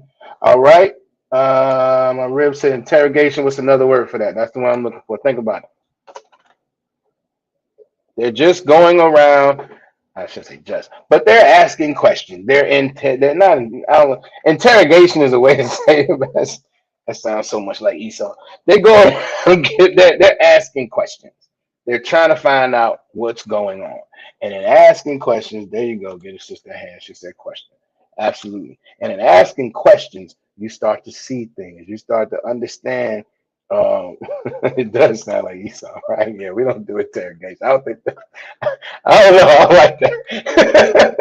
But yeah, we ask questions. There's nothing wrong with that. We ask our brothers and sisters questions, and that's what happened. You ask questions, and as you ask questions, you kind of get, kind of get an understanding. Like, okay, wait a minute, because we already know something's wrong. We're just trying to figure out where it's wrong, right? And we know when you get to asking questions again, when somebody messed up, it kind of, their tells that they give. You kind of see it. It's hard to hide it, especially when you know you messed up, right? And now, oh man, and then pulled everybody together, asking questions. We naturally, you might start sweating. Who knows? All right. And the scriptures do not say. All right, but let's keep going. It says verse 15. It says, and it shall be that he that is taken with the accursed thing shall be burnt with fire, he and all that he had, because he hath transgressed the covenant of the Most High, and because he hath wrought folly in Israel. Wrought folly means he has done a foolish work. He has brought down something terrible in the nation. All right. So not only is this the investigation being described, but the punishment is also being described. When it is found that who he is, Salakia, that he that is taken with the accursed thing shall be burnt with fire, and he and all that he hath, because he hath transgressed the covenant of the Most High. All right. Verse 16. Then it says, you can see it says the son of Achan. Verse 16. So Joshua rose up early in the morning and brought Israel by their tribes, and the tribe of Judah was taken. Now if we go up, all the way back up. The first verse in this chapter talked about how Achan was of the tribe of Judah. We all know how Judites are. All right. So he brought all the tribes out. He does his questioning. He does his investigation. He's looking around. He's like, yo, the tribe of Judah, come in. Y'all stay. Type tone, right? Verse 17. And he brought the family of Judah. And he took the family of the Zarhites. And he brought the family of the Zarhites man by man. And Zabdi was taken. Y'all remember, we're dwindling down, right? And he brought his household man by man. And Achan, the son of Carmi, the son of Zabdi, the son of Zerah, of the tribe of Judah, was taken. So that's where this investigation led, right? It led to Achan. Now Joshua said to Achan, my son, give, I pray thee, glory to the most high power of Israel, and make confession unto him. What is he saying? I'm here. I'm asking you. Be honest with me now. Give glory to the Most High and confess, because I see something's off. I've done my investigation. I've asked all these questions. I'm whittling down to you. Be honest, right? Because he even says at the end, confession unto him, and tell me now what thou hast done. Hide it not from me. Just keep it real, man. What you do? What you do?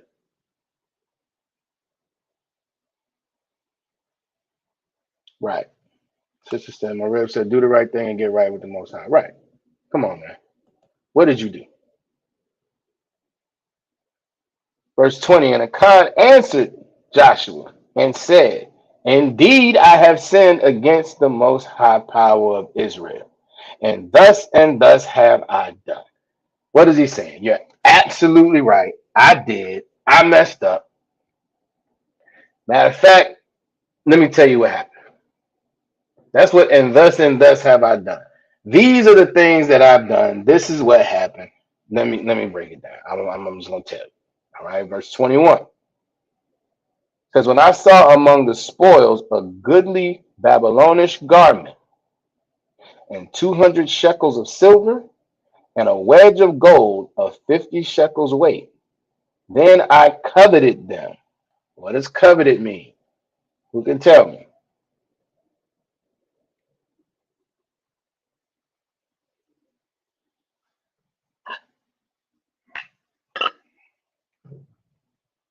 What does coveted mean? Actually, it does not mean to take. Coveted means to desire. He wanted them, you know, and that's what he said. He said, I saw them. I saw the garment. I saw the 200 shekels of silver.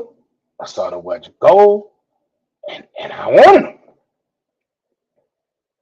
And then the verse goes on. La'ab says, not to hide, to desire. To covet means to desire a thing.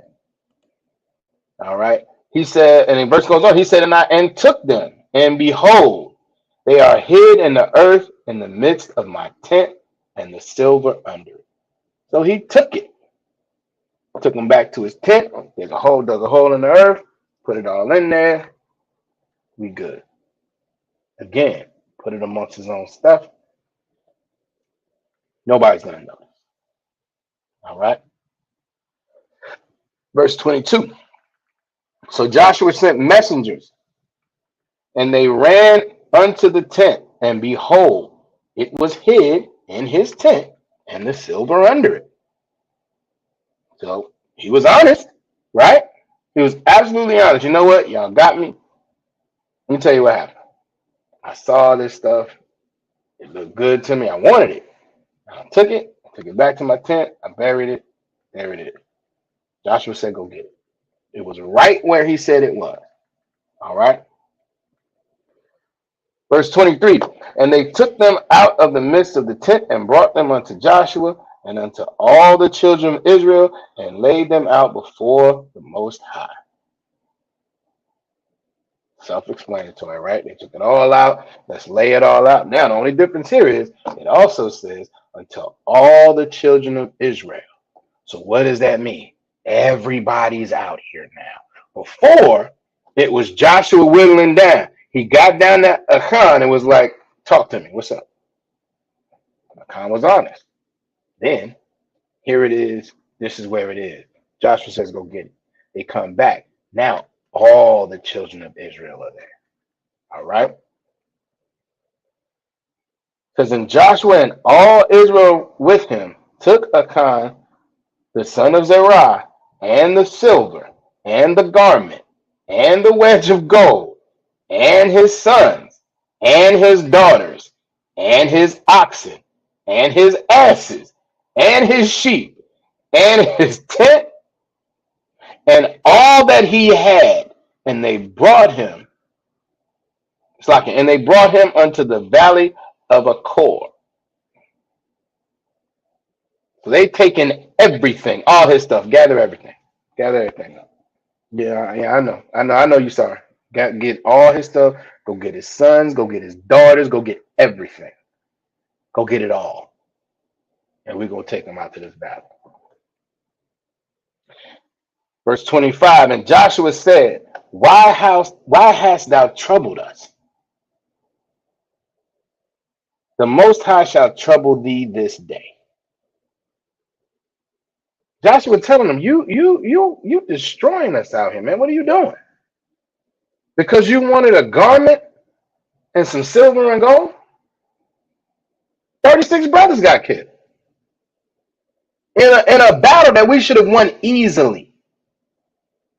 Because you wanted to take this stuff and keep it? Things that are typically used in the devotion, probably of some other God, you wanted to have that. It was so special to you. You didn't care about all of Israel because you wanted these things. You didn't care about all of Israel. You didn't care about your brothers and sisters because you wanted to eat a pork chop. You didn't care about none of your brothers and sisters because you wanted to celebrate Christmas.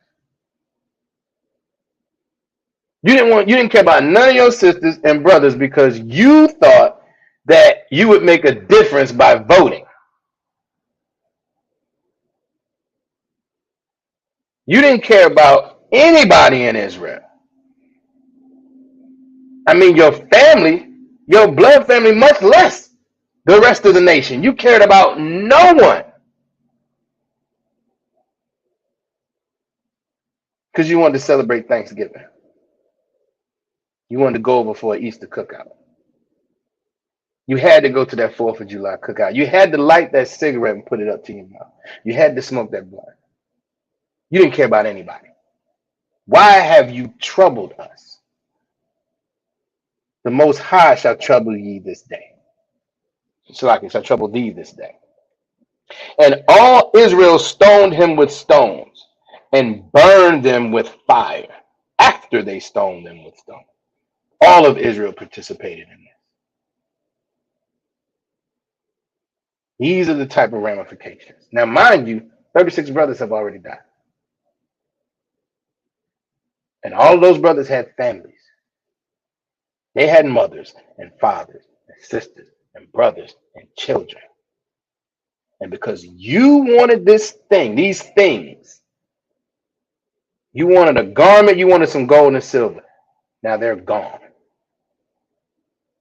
In a battle that should have been easy to win. So yeah. And all Israel stoned them with stones and burned them with fire after they stoned them with stones. Verse 26. And they raised over him a great heap of stones unto this day. So the Most High turned from the fierceness of his anger, wherefore the name of that place was called the Valley of Achor to this day. What does Achor mean? See if I can do this. Last one. Let me see. Core.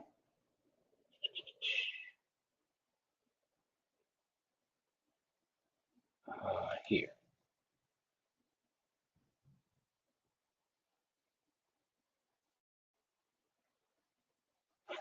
And I want biblical use. Trouble or disturbance. That's what he represented. It was a trouble. It was a disturbance to Israel. And what we have to understand is that when we don't follow the law, statutes, and commandments, that's what we're doing to our brothers and sisters. We are continuing to cause them trouble. And because of that, the Most High is going to deal with us appropriately. All right. And with that, we ran over a little bit. I'm going to get to the security announcements. Lock here.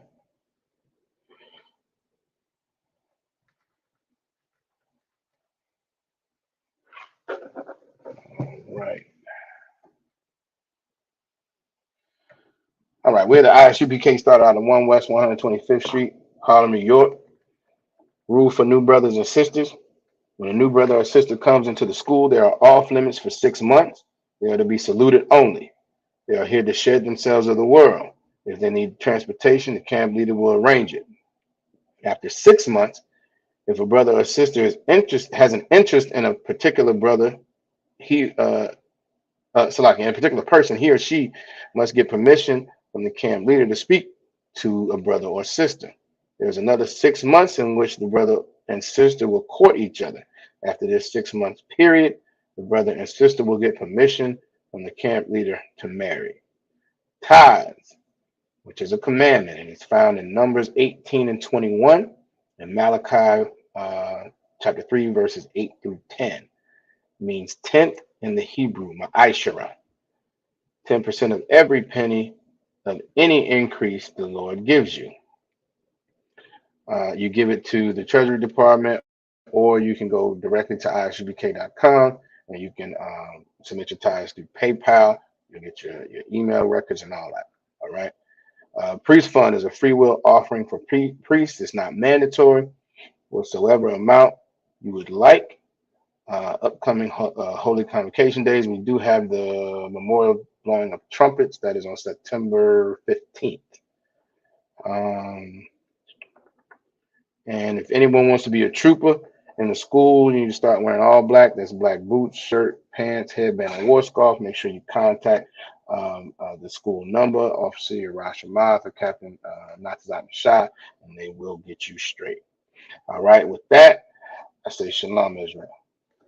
Oh, Salaki. Yahweh Hashem Yahweh Rakathan to the brothers. Yahweh Shemar Alathan by Hashem Yahweh Shah to the sisters. Shalom, Israel.